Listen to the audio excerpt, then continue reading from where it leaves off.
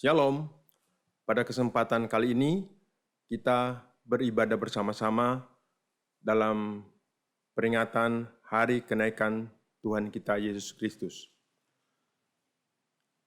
Pada kesempatan yang berbahagia ini, kita akan sama-sama merenungkan firman Tuhan yang tertulis dalam 1 Petrus 1 ayat 3 sampai 12. 1 Petrus 1 ayat 3 sampai 12.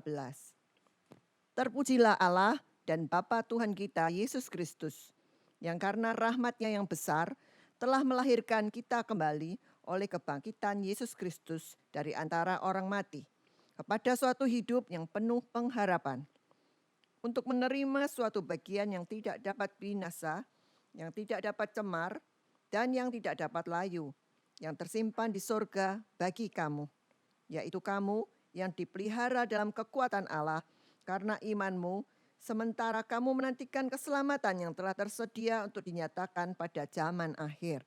Ayat yang ke-6, bergembiralah akan hal itu, sekalipun sekarang ini kamu seketika harus berduka cita oleh berbagai-bagai pencobaan. Maksud semuanya itu ialah untuk membuktikan kemurnian imanmu yang jauh lebih tinggi nilainya daripada emas yang fana, yang diuji kemurniannya dengan api, sehingga kamu memperoleh puji-pujian dan kemuliaan dan kehormatan pada hari Yesus Kristus menyatakan dirinya. Ayat yang ke-8, sekalipun kamu belum pernah melihat Dia, namun kamu mengasihinya. Kamu percaya kepada Dia, sekalipun kamu sekarang tidak melihatnya.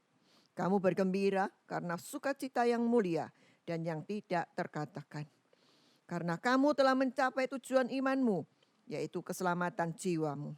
Ayat yang ke-10, keselamatan itulah yang diselidiki dan diteliti oleh nabi-nabi yang telah bernubuat tentang kasih karunia yang diuntukkan bagimu.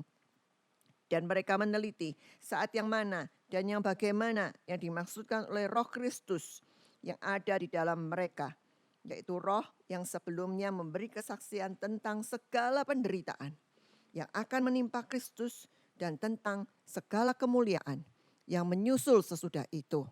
Ayat yang ke-12, kepada mereka telah dinyatakan bahwa mereka bukan melayani diri mereka sendiri, tetapi melayani kamu dengan segala sesuatu yang telah diberitakan sekarang kepada kamu dengan perantaraan mereka, yang oleh Roh Kudus yang diutus dari sorga menyampaikan berita Injil kepada kamu, yaitu hal-hal yang ingin diketahui oleh malaikat-malaikat. Amin, puji Tuhan.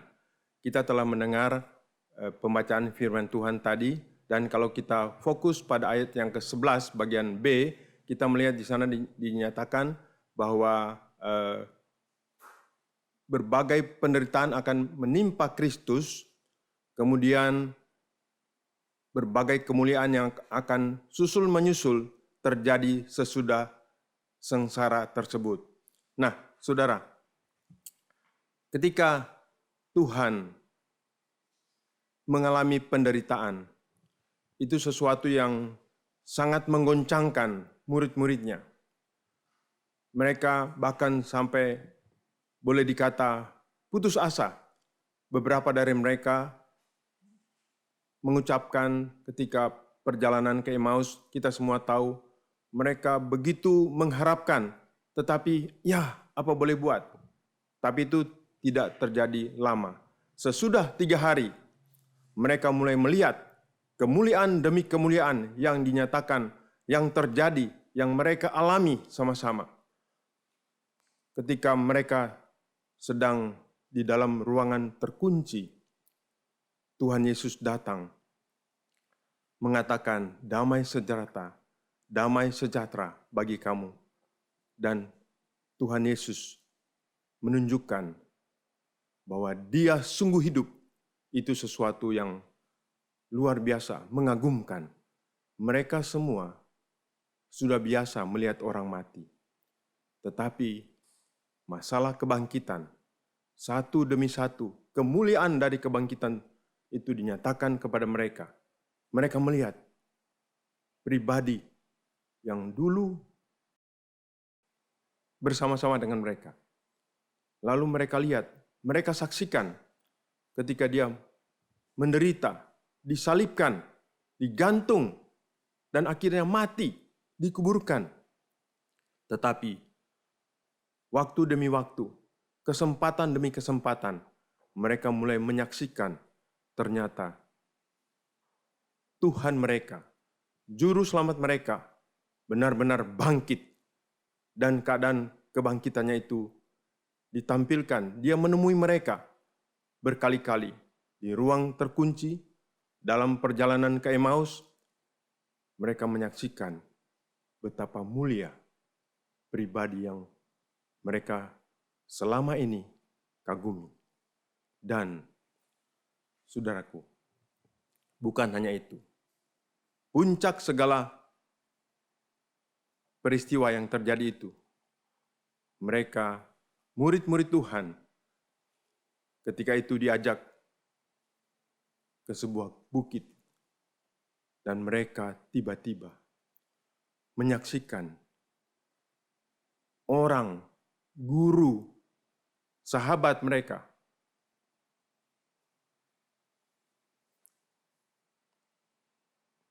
yang selama ini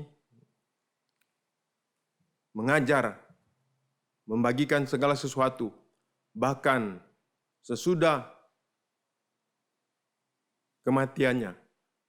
Alkitab mengatakan 40 hari dia temui mereka, selalu bersama-sama dengan mereka, makan minum bersama mereka, dan mereka lihat luar biasa. Dia yang telah bangkit itu mengajar berbagai hal, berpesan kepada mereka dengan cara yang mulia. Dan pada saat itu mereka bersama-sama di atas bukit, tiba-tiba mereka menyaksikan sang guru itu terangkat dari atas bumi. Berangsur-angsur dia terangkat, dan mereka semua memandang kemuliaan sang guru. Begitu luar biasa, begitu agung. Satu peristiwa yang tidak dapat dilupakan oleh murid-muridnya.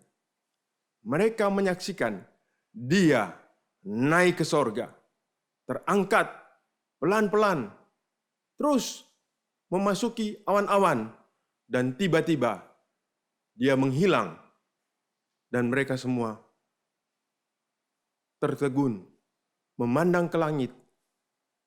Guru mereka yang ternyata benar adalah Tuhan, Allah, Pencipta, yang telah kembali ke dalam kemuliaannya. Satu pengalaman yang luar biasa, yang oleh ayat 1 Petrus 1 ayat yang ke-11 tadi mengatakan kemuliaan yang menyusul kemudian daripada sengsaranya.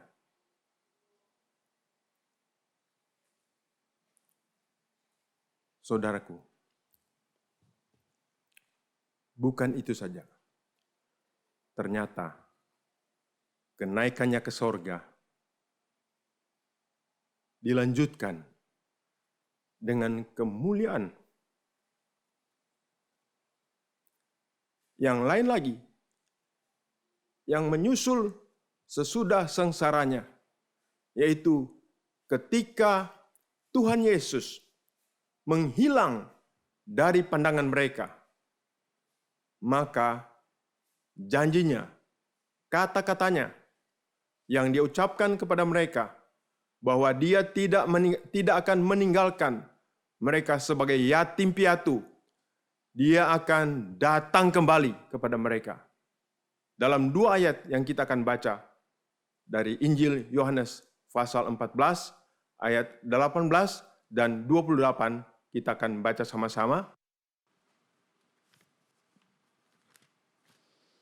Yohanes 14 ayat 18 dan 28. Aku tidak akan meninggalkan kamu sebagai yatim piatu. Aku datang kembali kepadamu.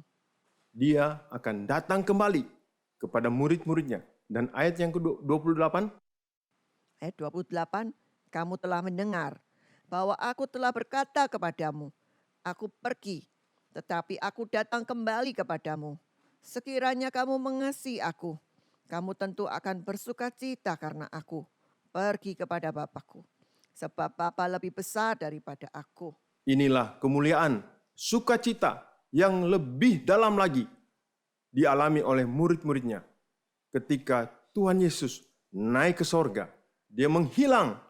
Pada saat yang sama, janji firman Tuhan ini dia genapi, yaitu dia kembali masuk ke dalam tiap pribadi murid-muridnya. Dan sejak saat itu, mereka kemanapun mereka pergi, bersama-sama atau disertai oleh Tuhan, bukan di samping mereka, bukan di depan atau di belakang, tetapi di dalam setiap mereka. Itu pengalaman yang luar biasa. Dan semua orang yang percaya pada Tuhan mengalami, merasakan pengalaman seperti ini, seperti juga murid-murid rasakan. Saudara, ternyata Tuhan Yesus naik sorga.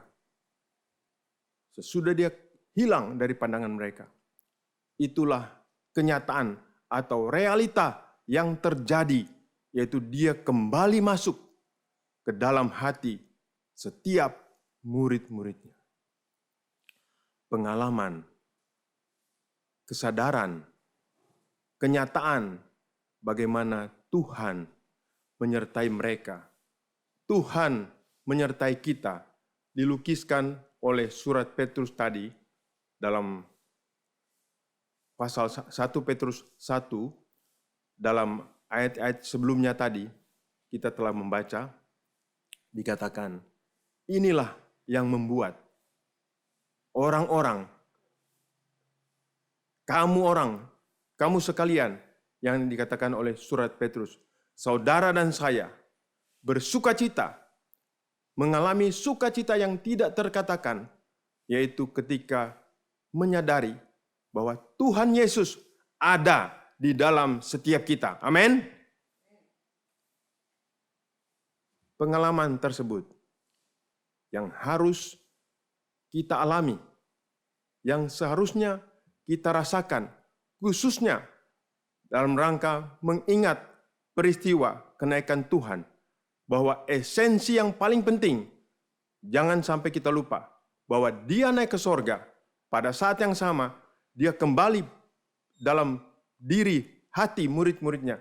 Itulah yang harus menjadi pengalaman kita pula, yaitu kita menyadari, kita merasakan, dan kita sungguh-sungguh memiliki pengalaman bahwa Tuhan ada di dalam kita. Seperti dikatakan dalam 2 Korintus 13 ayat yang kelima. 2 Korintus 13 ayat yang kelima. 2 Korintus 13 ayat yang kelima. Ujilah dirimu sendiri. Apakah kamu tetap tegak di dalam iman? Selidikilah dirimu. Apakah kamu tidak yakin akan dirimu? Bahwa Kristus Yesus ada di dalam diri kamu. Sebab jika tidak demikian, kamu tidak tahan uji. Puji Tuhan.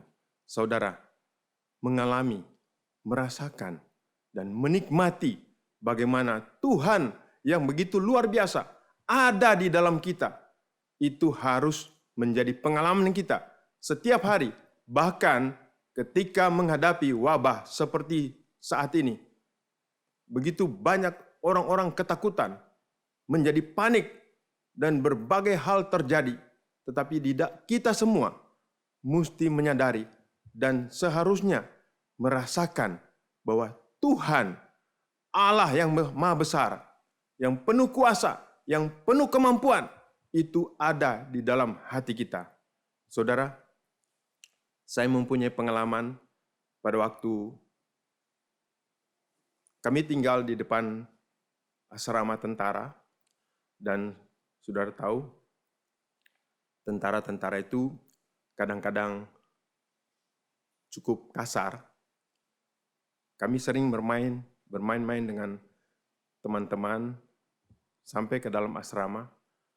Pernah satu kali ketika saya berusia sekitar tunas remaja, lalu pada suatu kesempatan kami sedang bermain-main di dalam asrama bersama sebagian anak asrama juga, sebagian anak di komplek tempat kami tinggal.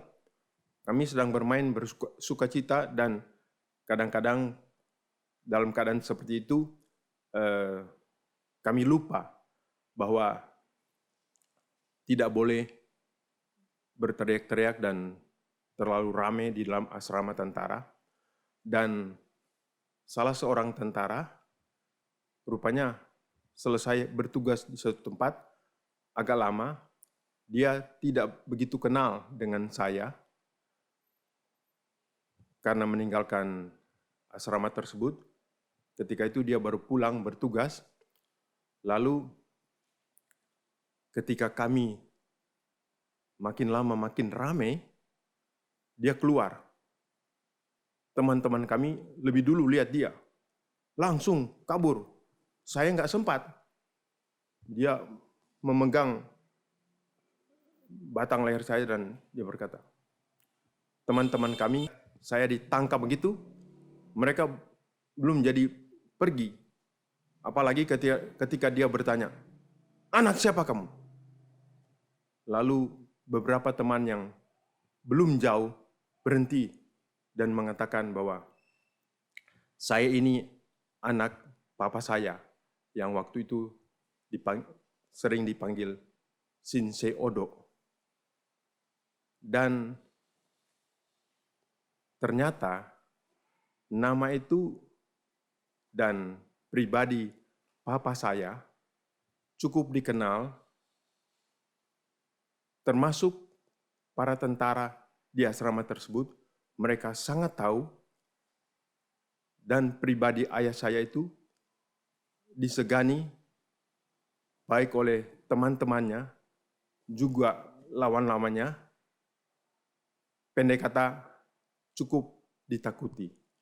Ketika dia memegang dan berteriak, anak siapa kamu? Lalu mereka menjawab, anak Shinsei Odo.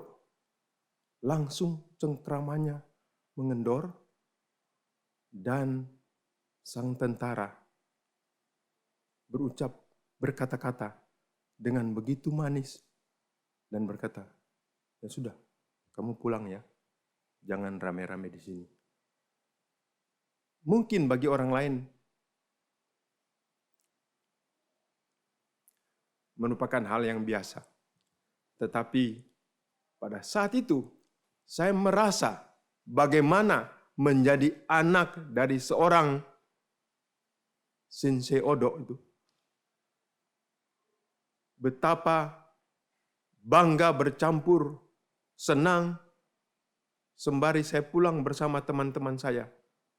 Saya merasakan bagaimana seorang yang disertai atau menjadi anak dari seorang ayah yang sedemikian, bagi saya, anggapan saya, ditakuti oleh tentara pun, waduh, memberi satu kekuatan, memberi suatu rasa bangga, meskipun tentu saya tidak pada waktu itu pun tidak menyombongkan diri, tetapi ada satu rasa bahwa, wah, nama dari ayah saya ternyata berpengaruh juga. Saudara, kita semua, di dalam kita, ada pribadi yang begitu luar biasa. Dia yang pencipta langit dan bumi. Dia yang maha kuasa. Dia yang mengatasi segala sesuatu. Ada di dalam kita. Dan itu seharusnya kita rasakan, kita nikmati, dan kita yakini. Sehingga menghadapi apapun, kita tidak akan pernah goyah. Amin. Kita tidak akan pernah merasa takut. Sebab kita disertai oleh Tuhan kita yang begitu luar biasa. Dan khusus pada hari kenaikan Tuhan seperti ini, kita diingatkan kembali. Sebab kalau tidak demikian, kata firman Tuhan, kita tidak tahan uji. Jadi untuk menjadi orang-orang yang tahan uji, kita harus meyakini, kita harus mengetahui, kita harus bahkan mengalami pengalaman disertai oleh Tuhan. Karena memang Tuhan menyertai kita. Tuhan ada di dalam setiap kita. Haleluya. Haleluya. Ini esensi yang pertama yang harus kita ingat, yang harus kita rayakan, khususnya pada peristiwa kenaikan Tuhan ini. Biar pengalaman dan situasi, bahkan segala perasaan yang ada pada murid-muridnya, waktu mereka melihat Tuhan menghilang dan merasa bahwa Tuhan masuk ke dalam mereka, mereka menikmati kuasa itu, seharusnya juga menjadi pengalaman setiap kita yang hadir, yang mendengarkan renungan ini, dan yang merayakan kenaikan Tuhan, biar sama-sama kita mengalami lagi dan lagi pengalaman yang seperti itu. Puji Tuhan. Hal yang kedua yang kita perlu ingat dan camkan, yaitu esensi kenaikan Tuhan yang akan kita coba baca kembali di dalam Kisah Para Rasul, pasal 1, ayat yang ke-11. Mari kita baca sama-sama. Kisah Para Rasul 1, ayat yang ke-11. Kisah 1 ayat 11, dan berkata kepada mereka, "Hai orang-orang Galilea, mengapakah kamu berdiri melihat ke langit? Yesus ini yang terangkat ke sorga meninggalkan kamu akan datang kembali dengan cara yang sama seperti kamu melihat dia naik ke sorga." Amin. Tuhan yang naik ke surga meninggalkan kamu akan datang kembali dengan cara yang sama. Haleluya. Mengingat dan merenungkan Kristus akan datang kembali, ada satu aspek yang perlu kita renungkan pada kesempatan ini, selain pelajaran mengenai kedatangan Tuhan yang tahun lalu sempat kita renungkan bersama-sama, bahwa ada 5 macam kedatangan Tuhan, dan yang kita tadi merenungkan adalah kedatangan jenis yang keempat, yang kelima kedatangan di akhir proyek-proyek yang Tuhan kerjakan bersama kita, atau kita kerjakan bersama Tuhan, di mana terjadi struktur perubahan talenta. Di samping 5 macam kedatangan Tuhan itu, hal yang keenam yang tahun ini, yang pada kesempatan ini kita akan renungkan secara mendalam, yaitu Dia akan datang kembali. Saudara, kedatangan Tuhan kedua kali yang sangat mendebarkan, yang sangat merupakan pengharapan yang bahagia, kata surat Titus, itu adalah rencana kedatangan Tuhan, bukan buat individu, tetapi Dia akan datang untuk sekelompok yang disebut tubuh Kristus. Dalam ungkapan lain dikatakan, Dia akan datang bagi gerejanya.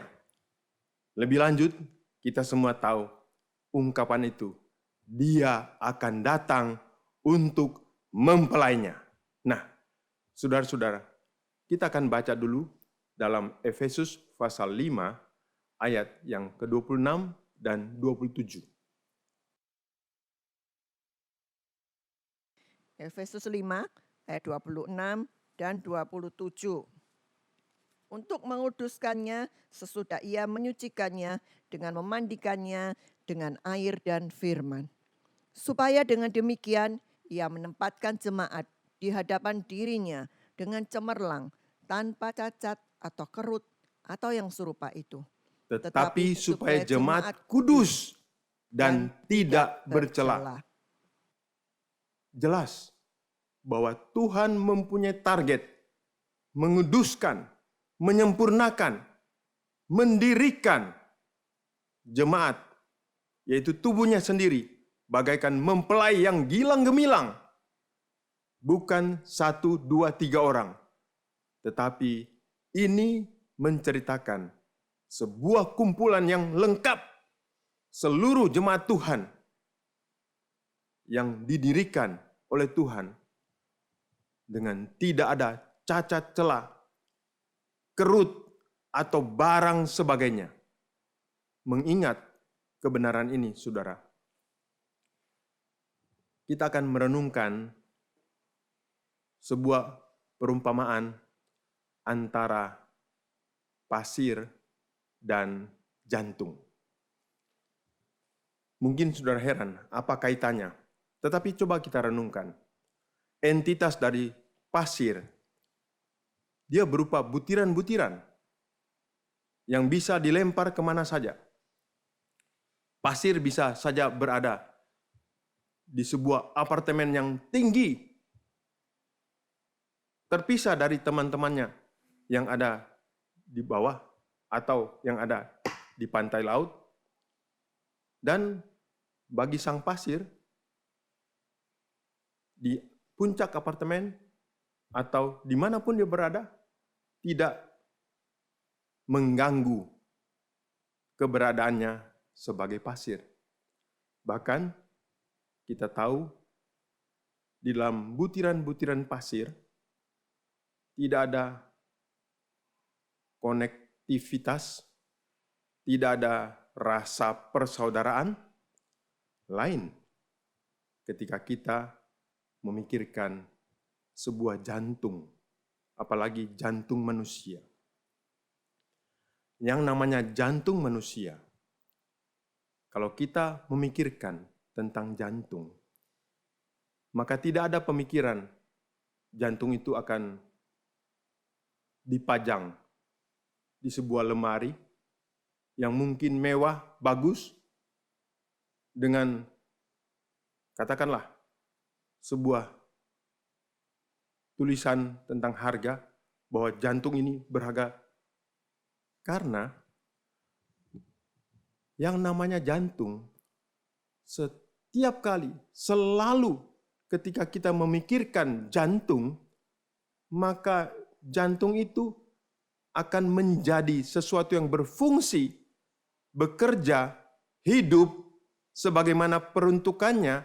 Dia akan terpasang menjadi kompak dengan tubuh di mana dia berada, dengan segala sambungan, saluran, dan seluruh keadaan yang kondusif, baru kita akan melihat jantung tersebut berfungsi secara normal. Ketika atau kalau saya mengatakan jantung sebagai organ dari sebuah tubuh atau organ dari tubuh, kita coba pikirkan semua organ lain sama dengan jantung itu. Bahkan ketika jantung itu diteliti lebih kecil, kita akan menemukan pembuluh darah. Lebih dari itu, kita akan menemukan setiap sel-sel jantung. Semua merupakan entitas yang sejenis. Dan kalau itu merupakan sel-sel jantung atau kalau itu berupa organ mata, kalau itu berupa organ tangan, kaki, kita tahu bahwa semua organ-organ itu merupakan bagian dari tubuh yang tidak akan pernah berfungsi kalau mereka dicopot, dilepas dari tubuh yang menjadi tubuh di mana mereka harus berada. Dapatkah saudara memahami hal itu?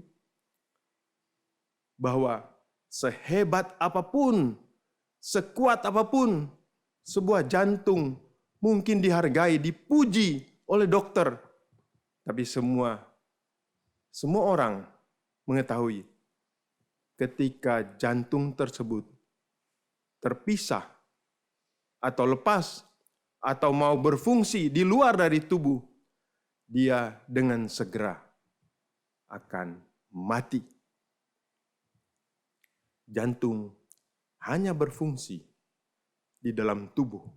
Saudara, yang sering orang lupa adalah ketika sebagai orang Kristen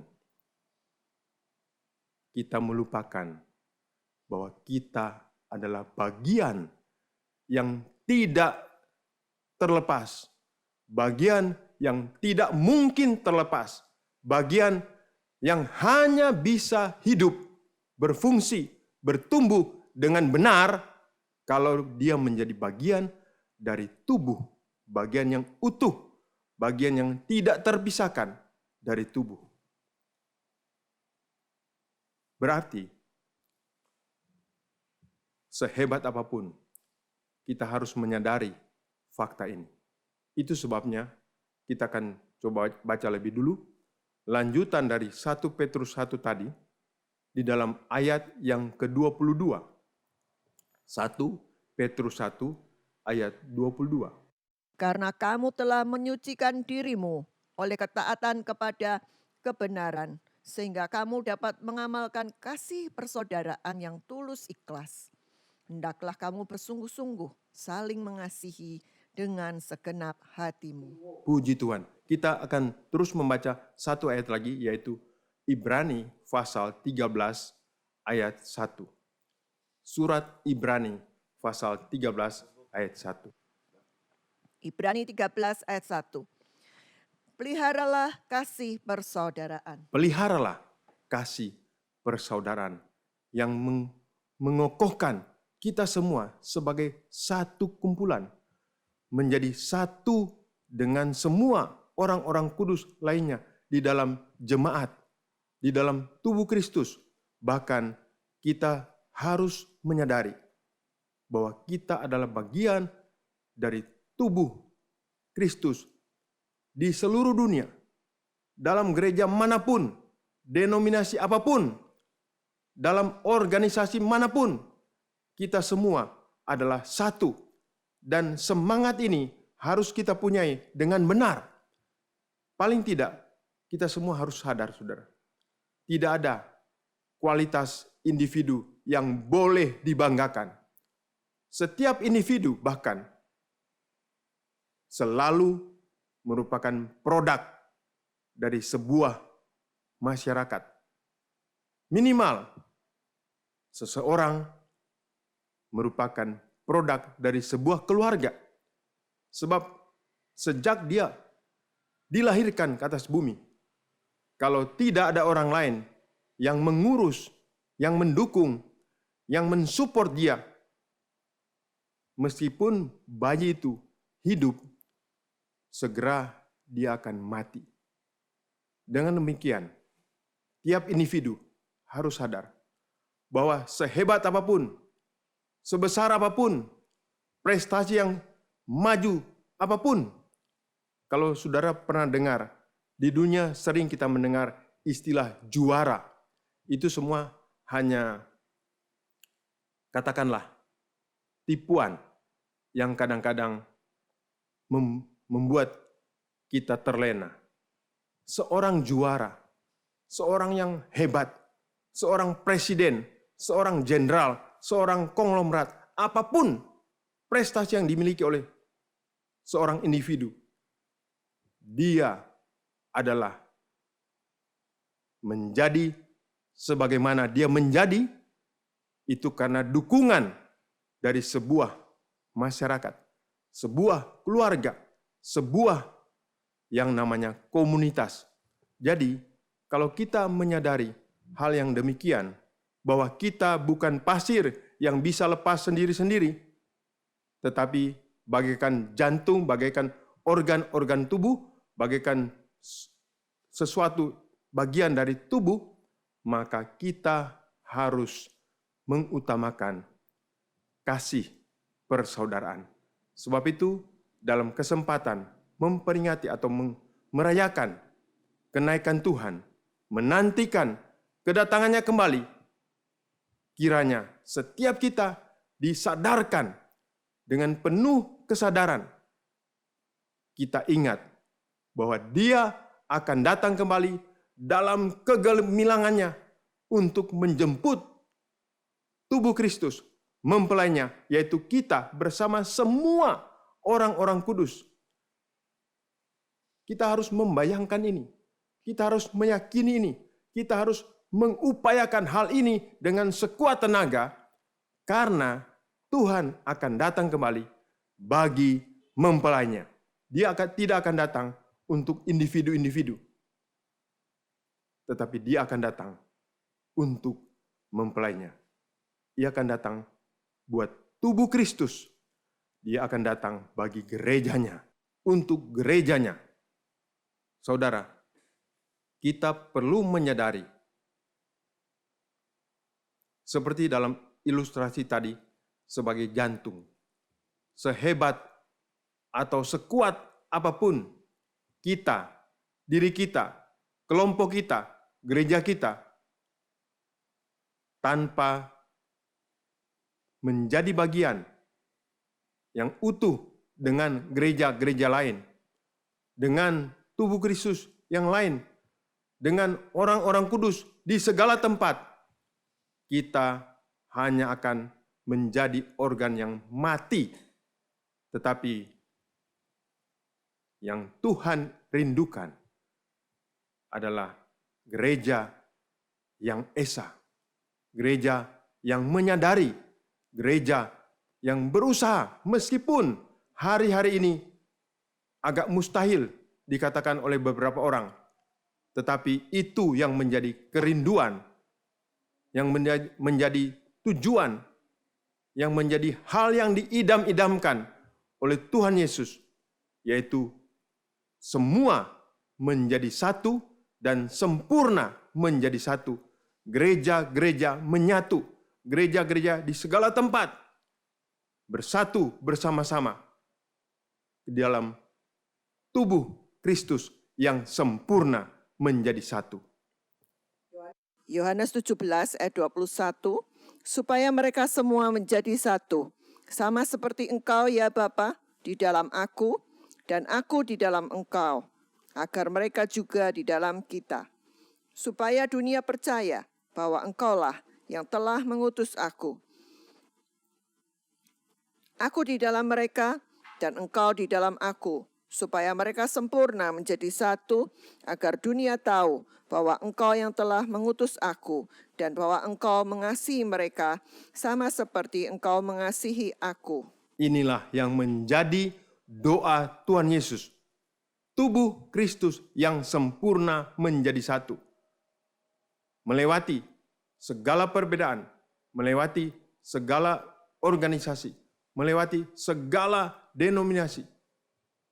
Kesadaran dan niat serta usaha untuk menyatu, bersatu bersama-sama dengan orang-orang suci dimanapun, itu yang menjadi kerinduan Tuhan, dan kiranya menjadi kerinduan kita semua untuk menjadi gereja yang esa, menjadi tubuh Kristus yang sempurna menjadi satu. Kiranya renungan firman Tuhan pada kesempatan ini memberkati kita semua. Mari kita berdoa. Tuhan, kami bersyukur pada saat kami mengingat kenaikan Tuhan ke sorga. Kami semua diingatkan kembali bahwa sesungguhnya Engkau ada di dalam kami. Tuhan menyertai kami senantiasa sampai kesudahan alam.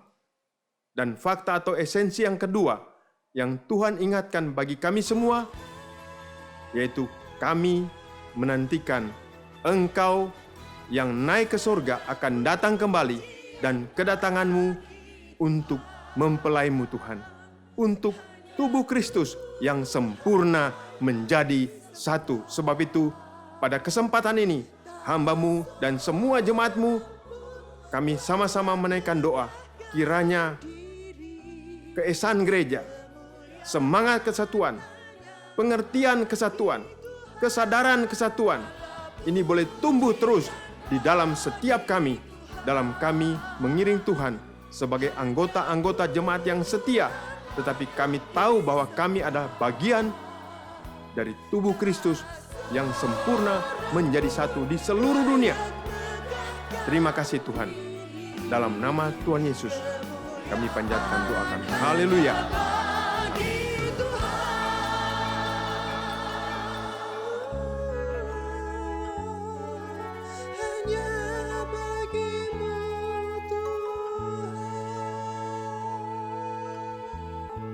Amin. Segala kemuliaan hanya bagimu. Haleluya. Hanya bagimu Tuhan. Ini segenap hidup kami persembahkan untuk kemuliaan. Amin.